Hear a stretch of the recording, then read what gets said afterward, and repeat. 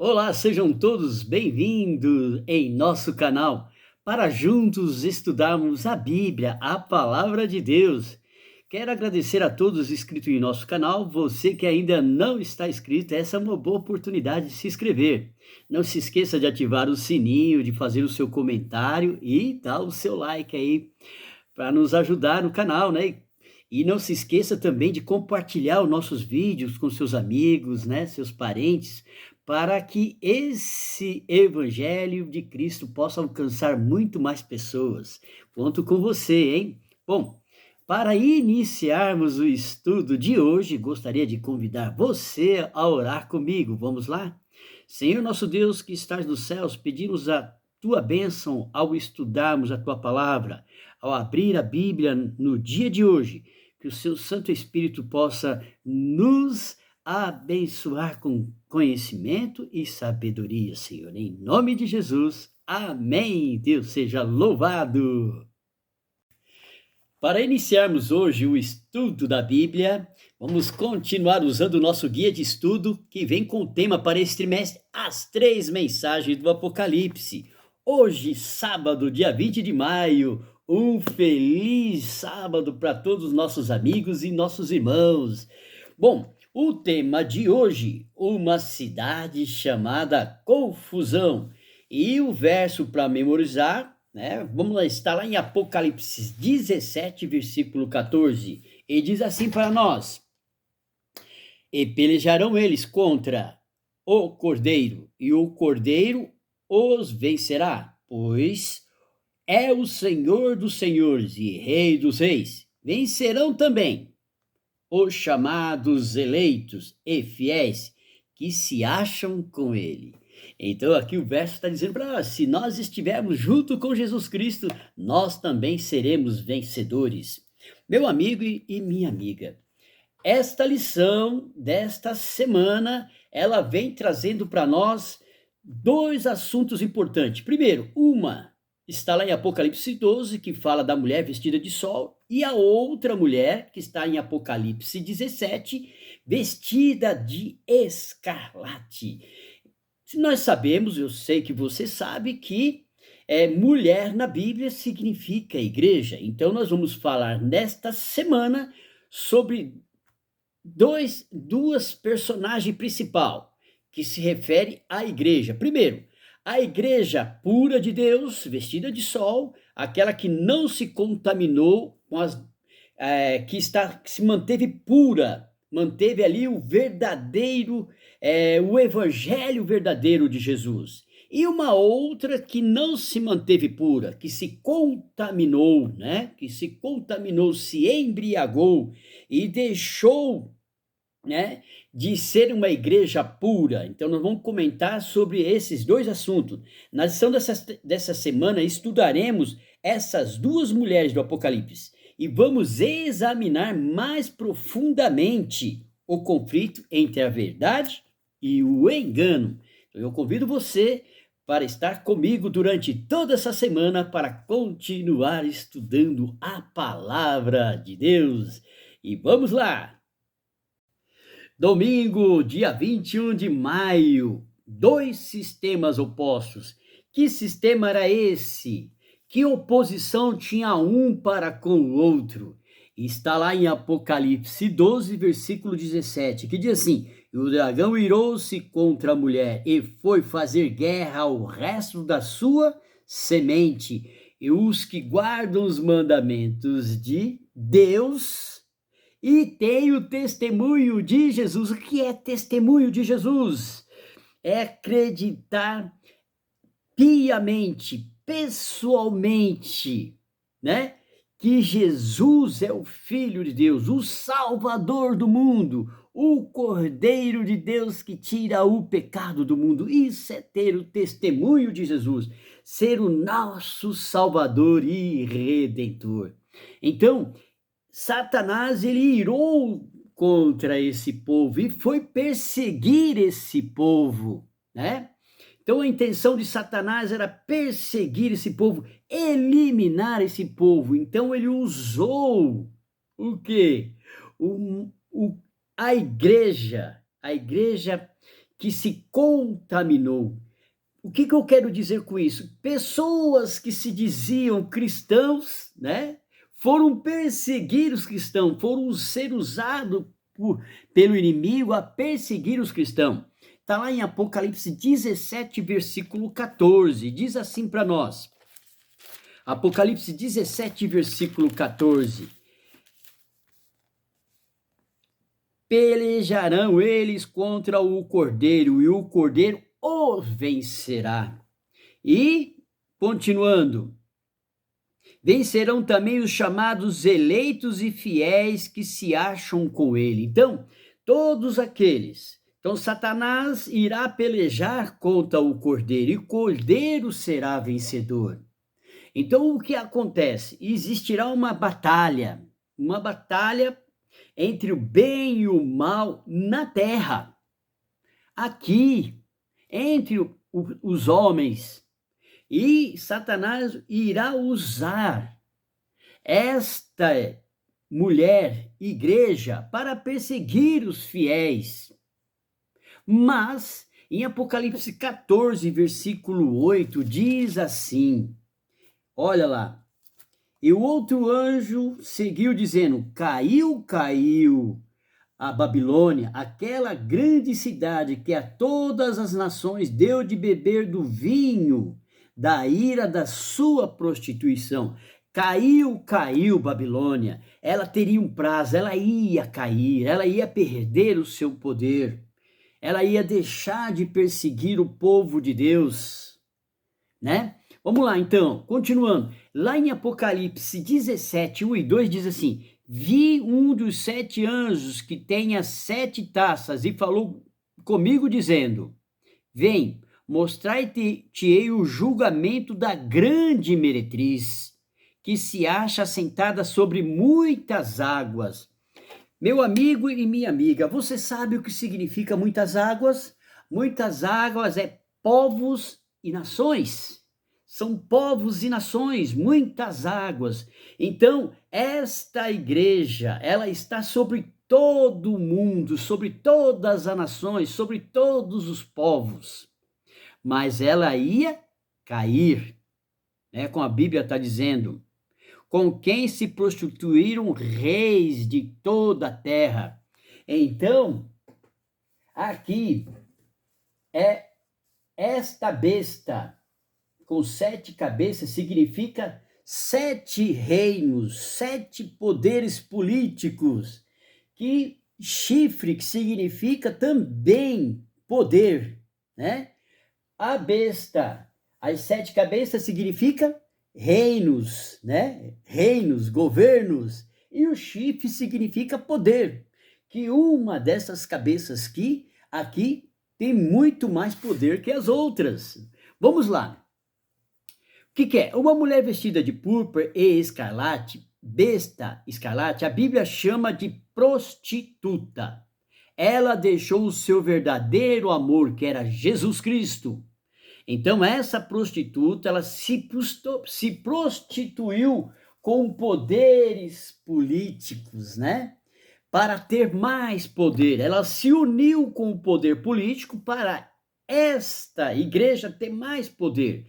Ela poder fazer as coisas, né? Lembra da Inquisição, na perseguição do cristão, onde muitas pessoas morreram, foram crucificadas, foram queimadas, foram empaladas, foram torturadas. Nesse período, a igreja tinha toda a autonomia dos governos para perseguir o cristão.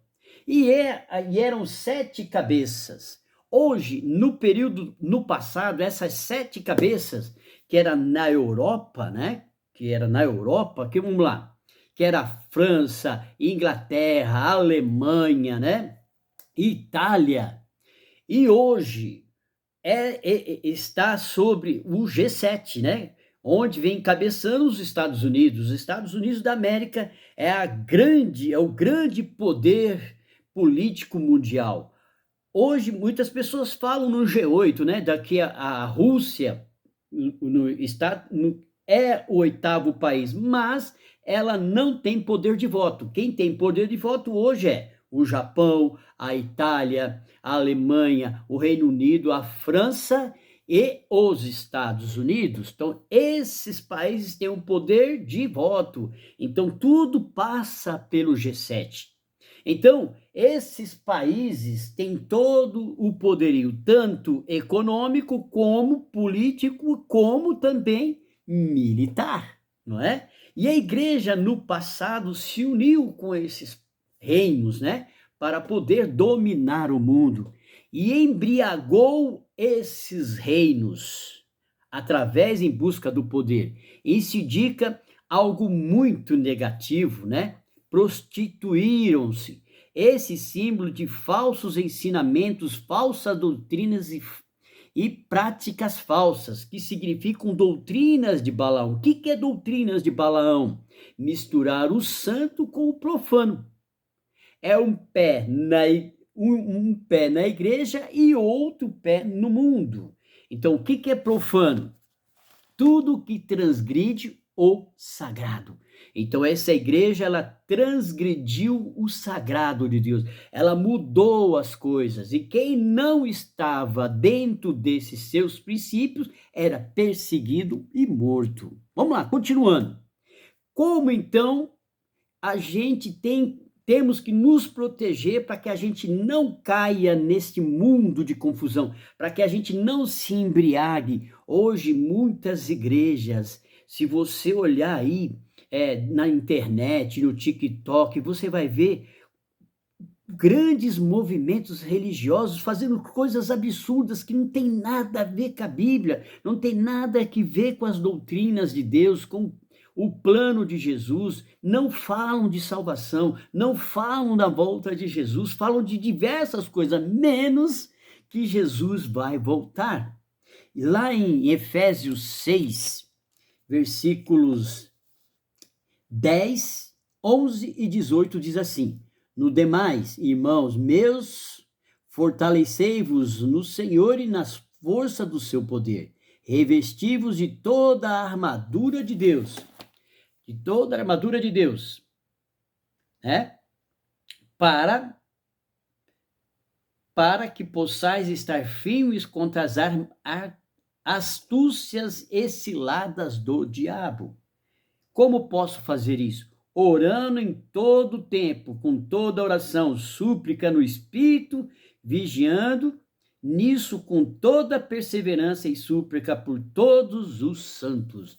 É isso que a Bíblia nos fala, nós temos que orar, buscar conhecimento da palavra de Deus para que a gente também não venha cair nas artimanhas do inimigo nos dias de hoje. Se no passado a igreja teve essa igreja que se afastou de Deus, ela teve tanta influência, ela ainda tem muita influência, ela ainda está em todas as partes do mundo. Nós temos que nos cuidar, temos que orar para que a gente não caia nas artimanhas de Satanás.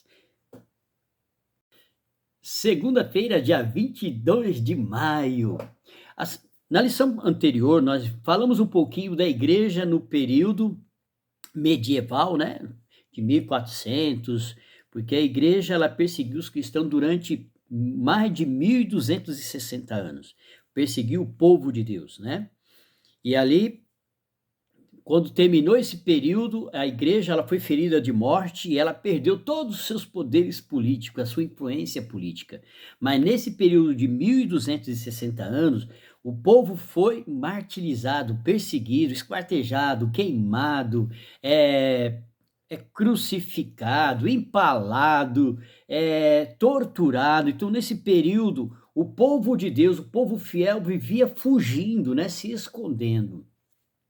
Mas hoje, né, ela está se recuperando, ela está mais uma vez se introduzindo na política mundial, entrando influenciando os povos e nações novamente, e está disseminando o seu vinho, né? O vinho da ira. Qual é o efeito do vinho? Embriaguez, né? Aqui na Bíblia, o vinho ele embriaga. qual é a função, o que você perde quando você está embriagado? A capacidade de julgamento do que é certo e do que é errado. Então, a função do vinho aqui é embriagar, fazer você perder a capacidade de julgamento. E a ira, o que que é? A ira é a ira de Satanás contra o povo de Deus. Ele tem o ódio, ele tem rancor, ele tem fúria, indignação com o povo de Deus. Então, o vinho da sua ira, a incapacidade de julgamento, e você adquirir o mesmo ódio que ele tem pelo povo de Deus, daquelas pessoas que querem fazer o que é certo diante de Deus, fazer você se incomodar com o povo de Deus. Nós temos que tomar muito cuidado com isso. Por quê? Essa influência que ele tem que essa igreja vai ter sobre os reis e povos e nações, né? Até mesmo o povo de Deus vai ser influenciado novamente. O próprio povo de Deus vai perseguir o povo de Deus, como foi no passado. Cristão perseguindo cristãos, né? Então, mais uma vez, essa igreja, ela vai mais uma vez se levantar contra Deus e vai manter o que está escrito na palavra de Deus como fornicação. O que é fornicação? Relações ilícitas, né? Contrário à lei de Deus, à moral ou à consciência. Vamos lá. Vamos chegar lá, porquê de fornicação e porquê de prostituição. O que é então fornicação? É quando se beneficia da prostituição. O que é? É uma relação sem apego afetivo somente por prazer. O que é? Fornicação é uma relação sem o quê? Apego afetivo, somente para buscar um prazer carnal. Isso é fornicação. Então a fornicação se aproveita da prostituição, daqueles que se prostituem, que se vendem por dinheiro. O que aconteceu com a igreja?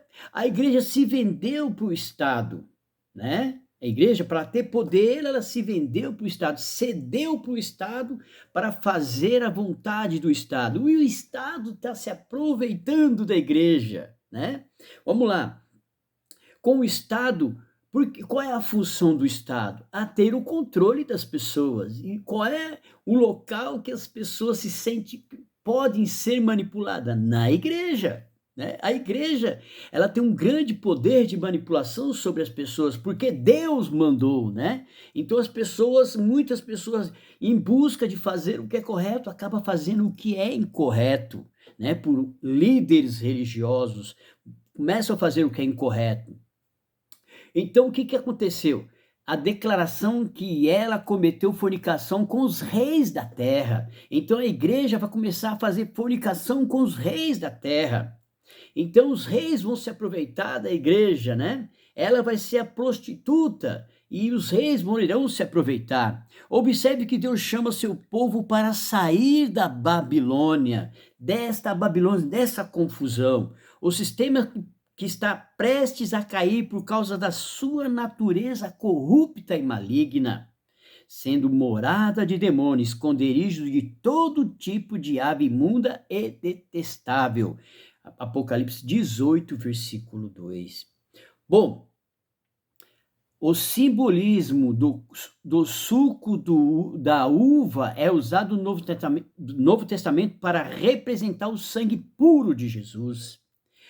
Aqui nós estamos falando de vinho. Vinho, ele tem um teor alcoólico, mas o suco que Jesus tomou naquele dia da Santa Ceia era o seu sangue puro, não tinha álcool, era o suco puro da uva, simbolizando que o sangue de Jesus por nós, para nos redimir do pecado, o sangue puro de Jesus ia nos purificar também do pecado. Meu amigo e minha amiga, não deixe que o inimigo tente colocar ideias na sua cabeça. Não deixe o inimigo plantar falsas doutrinas na sua cabeça. Não vá por doutrinas humanas. Nós temos que tomar cuidado. Nós temos que estar preparado para esse dia, o engano de Satanás. Lá em Mateus 15, versículo 9, diz assim para nós, Mateus 15, versículo 9. Mateus 15, versículo 9 diz assim para nós: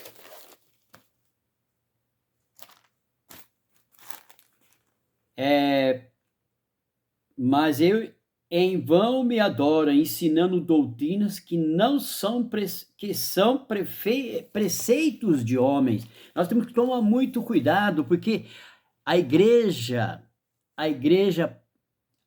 que se afastou de Jesus Cristo, ela ensina preceitos de homens, não preceitos de Deus. Também em Apocalipse, lá em Mateus 24, versículo 14, diz assim para a gente: este evangelho do reino será pregado em todo o mundo, em testemunhas a todas as gentes. Então virá o fim. Jesus está voltando, meu amigo. Jesus virá buscar os seus. Nós temos que estar preparado para esse dia. Jesus irá buscar os seus. Meu amigo e minha amiga, se prepare, saia da Babilônia, sai dela, povo meu, diz a palavra de Deus, sai dela, povo meu, para que não participe dos seus flagelos, e que Deus te abençoe. Terça-feira, dia 23 de maio, e o tema de hoje é Mistério, Babilônia a Grande. Bom, como vimos no Apocalipse 17, descreve um sistema religioso apóstata. Que significa isso? Que renuncia à religião de Deus, né? E o abandono da fé. Isso é apóstata. Bom, que introduziu no cristianismo muitos dos ensinamentos da Babilônia. Então, em Apocalipse, vem descrevendo isso, que foi introduzido dentro do cristianismo alguns ensinamentos, ou grande parte dos ensinamentos da grande Babilônia. Para buscar uma compreensão da natureza da Babilônia, precisamos voltar à sua primeira referência no registro bíblico, que é onde foi? Na Torre de Babel, né? A Torre de Babel, lá em Gênesis, vem falando que o rei, para não mais correr o risco de se afogar, né, de morrer nas águas, ele mandou construir uma torre muito alta, né? Isso era uma alta preservação, né? E autossuficiência. Eu não preciso mais de Deus porque eu tenho essa torre, aqui eu vou estar protegido, não preciso de Deus e também o quê? Vou me estar seguro. E também uma dependência humana em relação a Deus. Então essa Torre de Babel, a torre, ela tinha essa intenção, né, de desafiar a Deus, né, de desafiar a Deus. E Deus, sabendo disso, né, fez que todos se confundissem a língua, né? Eles passaram, a partir naquele momento, todos falavam a mesma língua, mas quando Deus falou para que todos eles confundissem a língua, a maneira de falar, né? O que aconteceu?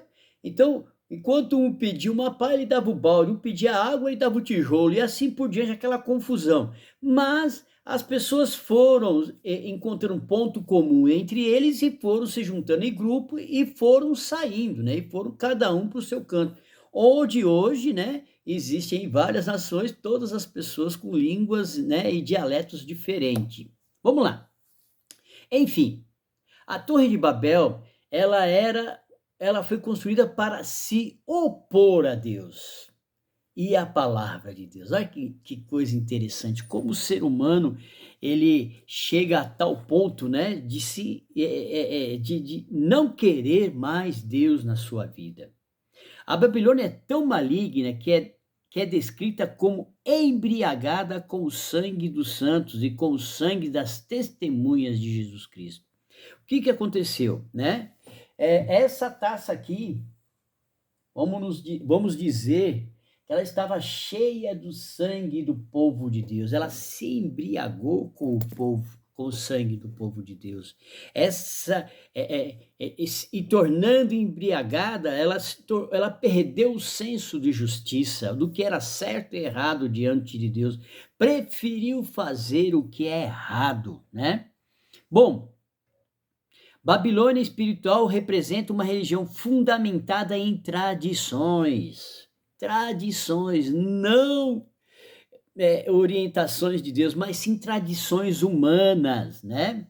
Ensinos e conceitos humanos, uma forma de religião feita por seres humanos, né?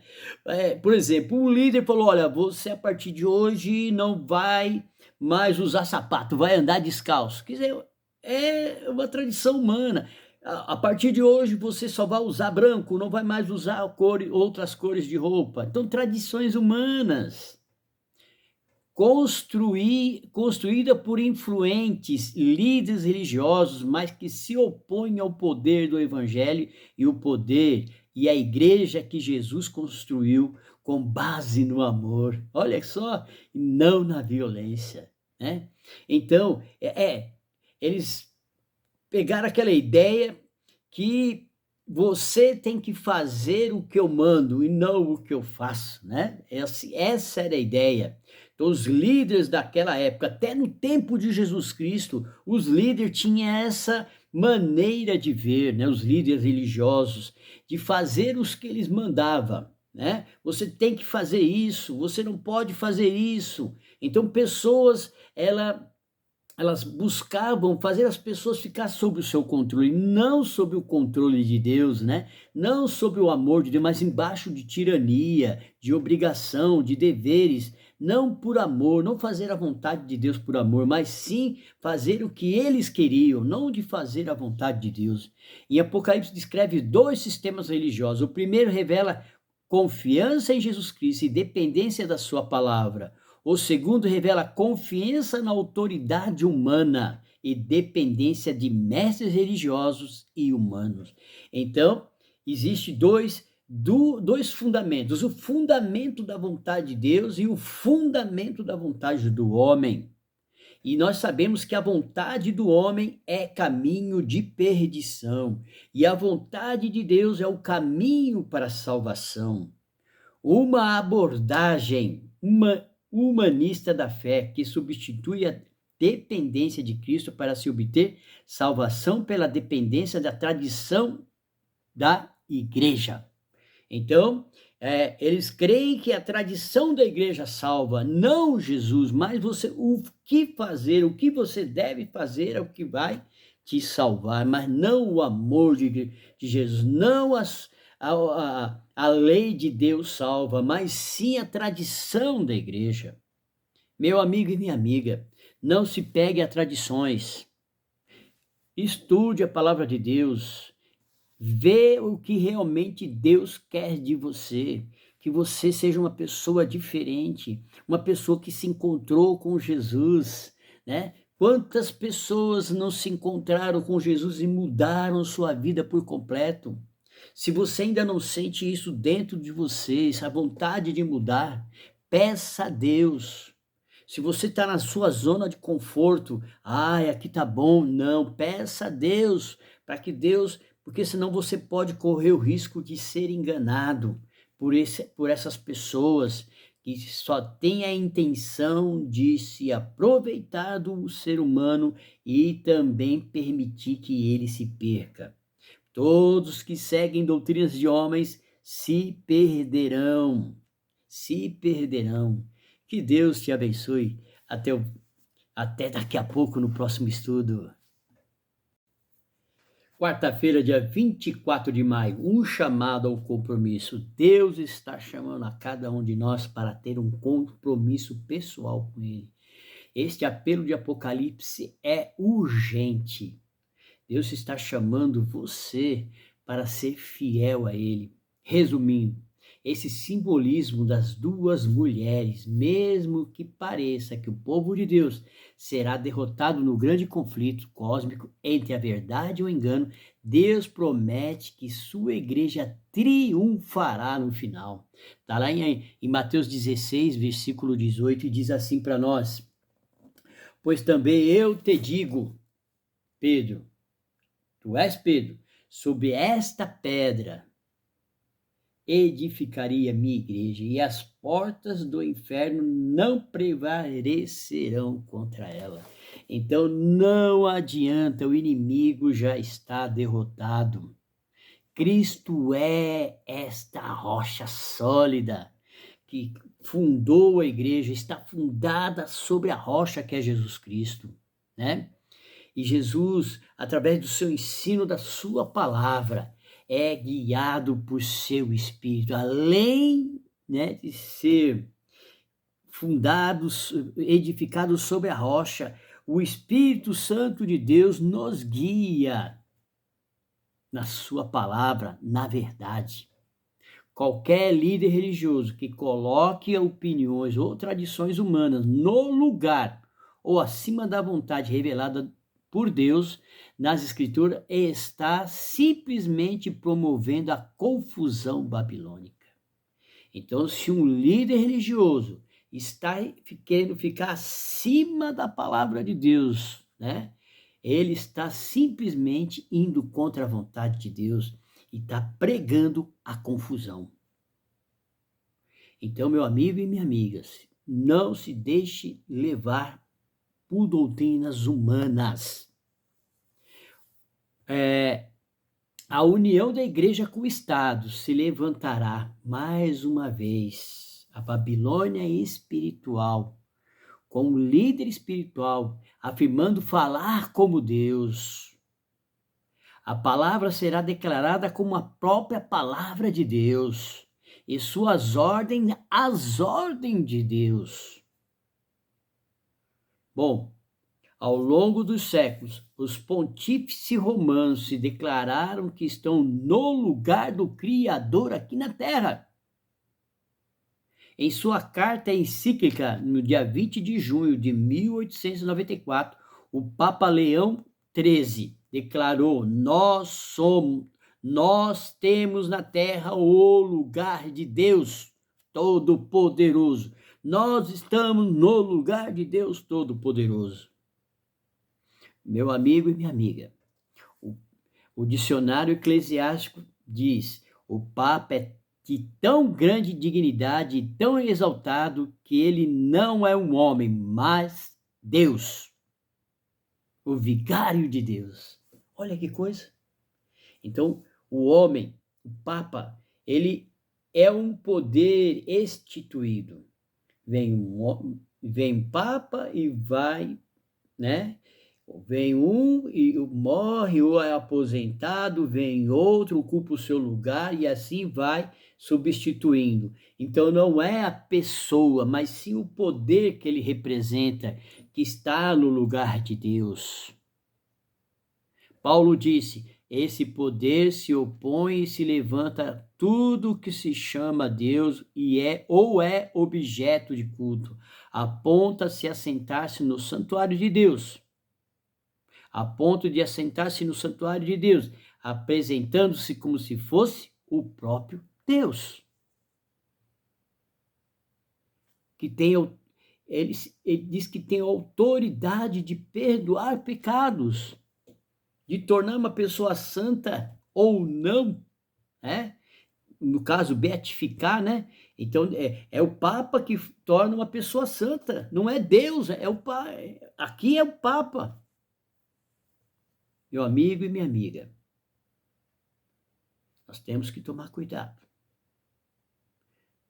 Temos que estudar a palavra de Deus, meditar na palavra de Deus, orar todos os dias para não sermos apanhados de surpresa, para não sermos pegos em falta.